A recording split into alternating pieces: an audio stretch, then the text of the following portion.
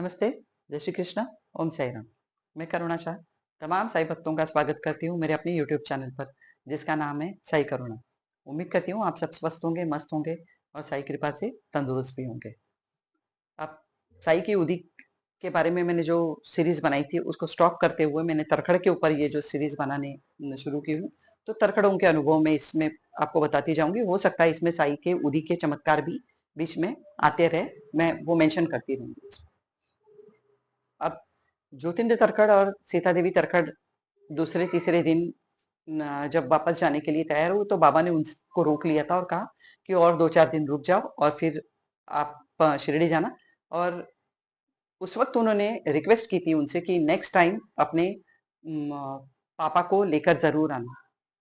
ये इनकी तकदीर में साईं बाबा के दर्शन और साईं बाबा की मीटिंग तय लिखी हुई थी, क्योंकि कहा जाता है ना, साईं बाबा अपने भक्तों को खुद चुनते हैं। मैं ये नहीं कहती हूँ कि मैं साईं भक्त हूँ, मैं इसमें ज्यादा खुश रहती हूँ कि मैं अगर भक्त हूँ तो इन्होंने मुझे चुना है, इस वजह से मैं साईं भक्त हूँ।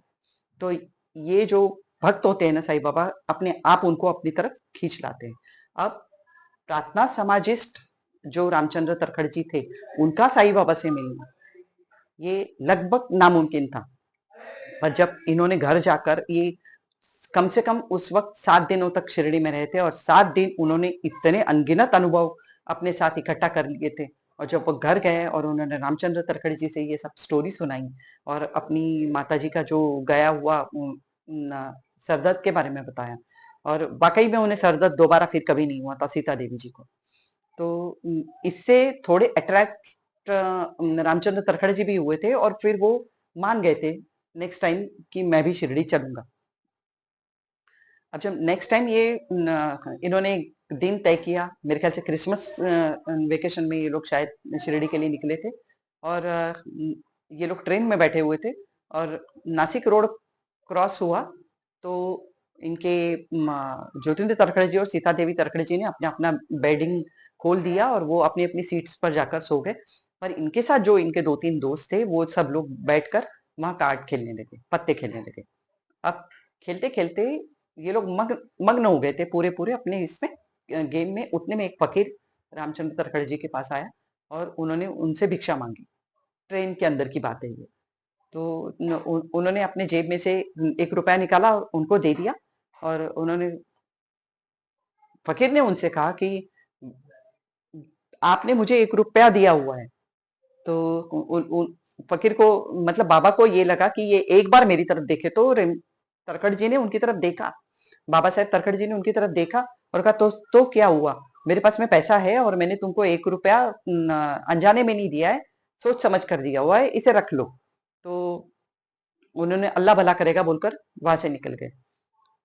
दूसरे दिन ये लोग ट्रेन से कोपरगांव पहुंचे, कोपरगांव से शिरडी पहुंचे। शिरडी पहुंचकर नहा धोकर तैयार होकर जब ये सब लोग द्वारका माई में बाबा से मिलने के लिए गए थे ना, तो सीता देवी जी ने और ज्योतिन्द्र जी ने उनके पैर वैर पड़े और बाबा साहेब जी ने भी उनके पैर पड़े। और उस वक्त बाबा ने उनसे कहा था, म्हाताऱ्या, म्हाताऱ्या का मतलब है मराठी में एल्डरली जो मैन होता है ना, उसे म्हातारा कहा जाता है। जैसे हिंदी में बुढ़ऊ बोला जाता है, वैसा उनको उस वक्त संबोधित किया था कि तुमने मेरे भाई को और मेरी माँ को बहुत परेशान किया है और बहुत मिन्नतें करवाई है उनसे, तब तुम रेडी हुए हो यहाँ शिरडी आने के लिए।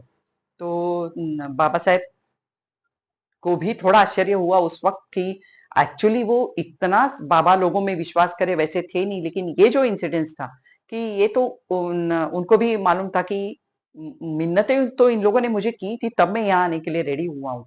तो ये इन तक बात कैसे पहुंची, ये सोचकर उस वक्त थोड़ा सा आश्चर्य इनको भी हुआ था। अब बाबा साहेब तरखड़ जी को साईं बाबा ने फिर पूछा, अच्छा तुमने मुझे पहचाना? तो उन्होंने उस वक्त जवाब नहीं दिया। तो बाबा ने कपनी की जेब के अंदर फिर से हाथ डाला और उन्होंने एक सिल्वर कॉइन निकाला, जो कि जॉर्ज द 5 का छाप उसके ऊपर था। और वो कॉइन हाथ में रखकर उन्हें दिखाया और पूछा, अच्छा तुम इसे तो पहचानते होंगे ना? तो उन्होंने जब वो सिक्का देखा तो पूरा रात का ट्रेन का इंसिडेंस उनके आंखों के सामने पूरा आ गया। और तब उन्हें इतनी शर्मिंदगी हुई कि ये बाबा थे जो मुझसे मिलने के लिए मेरे पहले पहुंचने से पहले मुझसे मिलने आए थे और मैंने एक भिखारी समझकर उस वक्त उनको पत्ते में ध्यान देकर, उनकी तरफ ध्यान ना देते हुए उन्हें धुतकार दिया था 1 रुपए का कॉइन देकर। उस वक्त उन्हें इतनी शर्मिंदगी हुई थी और उस एक इंसिडेंस के बाद उनको समझ, पहली ये उनकी पहली मीटिंग थी, इसके बाद वो प्रार्थना समाजिस्ट बचे ही नहीं। वो ट्रांसफॉर्मेशन उनका हो गया था कि एक स्पिरिचुअल लव कहते हैं ना, वो उनके मन में इतना साईं बाबा के लिए जागृत हो गया था। उसके बाद उन्हें रियलाइज हुआ कि ज्योतिन्द्र तरखड़ और मतलब उनके बेटे और उनकी बीवी ने साईं बाबा के बारे में जो कुछ भी कहा था, वो अक्षर और अक्षर सत्य था। और शायद इससे कई गुना ज्यादा बाबा के अंदर सुप्रीम पावर थी, सुपर नेचुरल पावर जिसे कहते हैं ना, वो थी। इसके बाद बाबा साहेब तरखड़ जी ने अपनी लाइफ का छोटे से छोटा और बड़े से बड़ा डिसीजन जो है, वो बाबा से सलाह लिए बगैर या बाबा से बातचीत किए बगैर कभी भी नहीं उठाया। इवन वो खटाऊ मिल्स में सेक्रेटरी थे, मैंने आपको बताया ना, तो तागे जो हुआ करते थे ना, बंडल्स हुआ करते थे ना कपड़ों के, वो कपड़ों के बंडल्स बाबा के लिए भेज दिया करते थे वो वहां से। कोई भी आता जाता हो कि बाबा इसमें से कपनी सिलाकर पहन लीजिए। और उस वक्त द्वारका माई में मैंने कहा था ना आपसे, दिए जलाया करते थे बाबा। बाबा को दिए से बहुत प्यार था, रोशनी से बहुत प्यार था। उस वक्त इलेक्ट्रिसिटी थी नहीं शिरडी में, तो पेट्रोमैक्स लैंप्स जो होते हैं ना, वो कई पेट्रोमैक्स लैंप्स बाबा साहेब तरखड़ जी ने शिरडी भेजे थे, ताकि द्वारका माई में उजाले की कोई कमी ना रहे। ज्योतिन्द्र तरखड़ जी, जब कभी भी उनका स्टे शिरडी में हुआ करता था, तो ये उन्हीं की ड्यूटी हुआ करती थी कि शाम के टाइम पे द्वारका माई जाकर पेट्रोमैक्स लैंप्स जो थे उन सबको जलाकर एक डिसाइडेड जो पॉइंट्स हुआ करते थे, वहां ले जाकर वो सब जगह लटका कर पूरी द्वारका माई को रोशनी से भर दिया करते थे। इतना प्यार ये तरखड़ फैमिली ने साईं बाबा को दिया, और उसके बदले में साईं बाबा ने, और ये निस्वार्थ प्यार था इन सब तरखड़कर का, कोई स्वार्थ, कोई मांग इनकी। इवन सीता देवी ने, मेरे को तकलीफ है बाबा माइग्रेन की और इस वजह से मैं आप तक पहुंची हूँ, ये बोला तक नहीं था, मतलब ये तक मांग नहीं की थी। इस फैमिली ने साईं बाबा के पास में अंत तक, चाहे वो सुख में रहे, इसके बाद इन्होंने बहुत डाउनफॉल देखा था। मतलब अभी मैं आपको इस वजह से मैंने उनका इतिहास आपको बताया था, ताकि आप समझ सके कि एक राजा टाइप के इंसान जो बड़ी बड़ी कारों में घुमा करते थे उस वक्त, जबकि लिमिटेड कार हुआ करती थी, टेबल पर बैठकर चाइना मेड क्रॉकरीज में खाना खाने वाले लोग, ये ऐसे लोगों ने जब डाउनफॉल देखा, उस वक्त भी उन्होंने बाबा के पास आकर एक पैसे की कंप्लेंट नहीं की। चाहे वो ज्योतिन्द्र तरखड़ जी हो, चाहे रामचंद्र तरखड़ जी हो, इन दोनों ने कभी भी साईं बाबा से कुछ कभी भी नहीं मांगा। ये इनकी स्पेशलिटी थी। सिर्फ दिल से जो कनेक्शन था इनका, उसी के ऊपर ये 10 साल तक इन लोगों ने निकाल दिया। इसके बाद में मैं आपको बताऊं,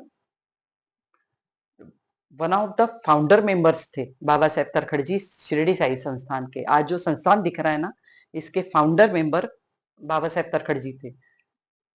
इसके बाद first treasurer of Shirdi Sai संस्थान बाबा साहेब तरखड़ जी थे।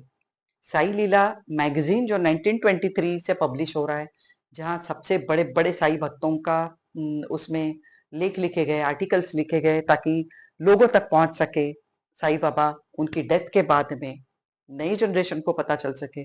उसके लिए जो साई लीला मैगजीन छपती आ रही 1923 से, उसके संपादक या एडिटर भी बाबा साहेब तरखड़ जी थे।